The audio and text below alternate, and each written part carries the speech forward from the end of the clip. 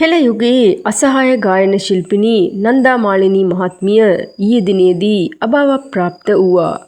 කෙසේ වෙතත් ඇය ඉතාමත් අල්පේච්ඡ ජීවිතයක් ගත කළ කුඩා කාලයේ පටන්ම දුක්බර ජීවිතයක් ගැන විටින් විට වැඩසටහන්වලදී ඇය ඇයගේ ජීවිත කතාව ප්‍රකාශ කළා.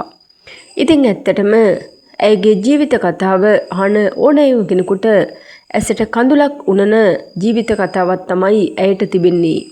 ඉතාමත් දුක්බර ජීවිතයක් ජීවිත කාලයටම ගත කළ නන්දා මාලිනී මහත්මිය ඇයගේ අවසන් කැමැති පත්‍රය මිය යන විට සකසා තිබුණා.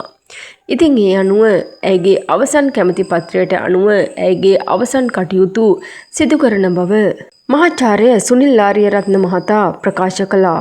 ඇය මේ ගොස් තිබෙන්නේ නිවසේදී.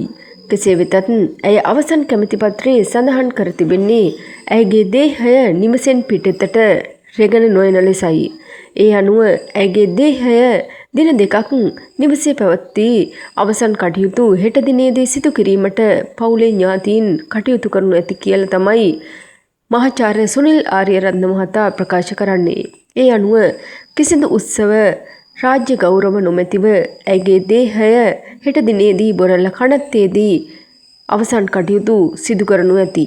දන්නා කාලයේ සිටම්ම සුදු පාට සාරියකින් සැරසී ඉතාමත් චාම් දිවි පැවැත්මක් ගත කළ නන්දා මාලිනී මහත්මිය රටට ඉතාමත් වැදගත් ළමා ගීත, දේශාභිමානී ගීත, ආදර ගීත වැනි ලස්සන ගීත රාශියක් දායාද කළා.